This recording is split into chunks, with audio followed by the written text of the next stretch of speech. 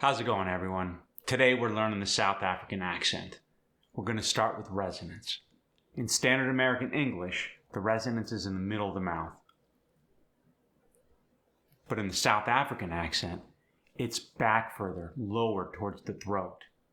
And it's a more relaxed, lower pitch. Today we got a special guest to join us.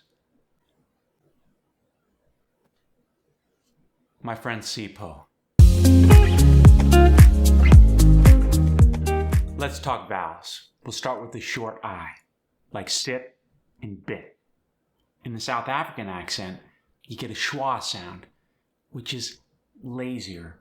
It's kind of an sound. Sit, bit. For the long A sound, as in dance or chance, you get more of a relaxed A sound. Dance, chance. The short U sound, as in cup or up, is rounded, more like an oo sound. Cup, up. The long O sound, as in go in no, gets the ah sound, like AW. Go, no. The long I sound, as in right in sign, gets more of an oi sound. Right, sign. Guess what though? There's a variation on the short I, and I like this one. If it ends with an M or an N, instead of going to the oi sound, it gets the E sound. For instance, him, pin, and tin are going to become him, pin, tin. That was cool. Way to go, Sipo. You nailed your vowels. Kif, brah. Let's get into the consonants, starting with R. There's a couple rules I want to set forth. First is the slight R roll. When you say the words with the slight R roll, some people have trouble with this.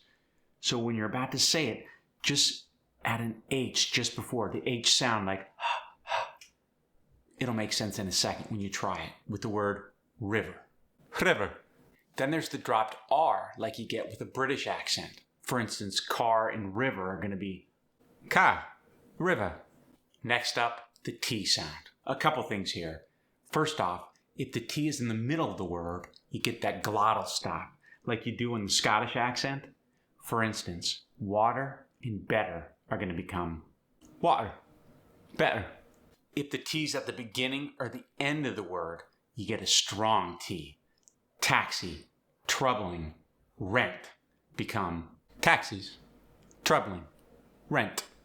The D sound is softened at the ending of words. For instance, if you got dead and good, they become dead, good. Being dead is no good. The TH sound. There's two variations. Let's start with the first. The voiced TH. In words like this and that, it's going to be replaced at the beginning with a D. This, that. The unvoiced TH is different. The TH is replaced by a T sound. Think, thin become tink, tin. The L sound is different, but it's subtle. You might not even notice it. For instance, light and feel in English are a harder pronunciation. In South African pronunciation, it's softer. It's not feel and light. It's feel, light. I feel light. Whereas with the S sound, it's the reverse. It's crisper. It's more emphasized. Pass and house. Pass. House. You'll often hear the V sound being pronounced as an F. For instance, Victor or very. Victor. Very. Victor's very valiant. Nice. Let's talk about a couple of diphthongs. First, the A sound. It's kind of long and drawn out, A. You're going to shorten it into a single vowel sound. For instance, face and race are going to become face, race. Next is the I sound. The I is a diphthong. It's drawn out. Time, fine, is going to be shortened and become time, fine. Pitch and intonation. It's what sets accents apart from one another. The South African accent is narrower, like the New York accent. And there's a rise at the end, as if you're asking a question. Huh? It's slightly monotone with subtle rises and falls. We'll see the guy at the barbecue tonight, okay? We'll see the bro at the bride tonight, eh? Let's try some sentences. She bought a loaf of bread at the shop. She bought a loaf of bread at the shop. The man is sitting under a tree. The man is sitting under the tree. Let's try that oi sound. The child will write his line by the sign.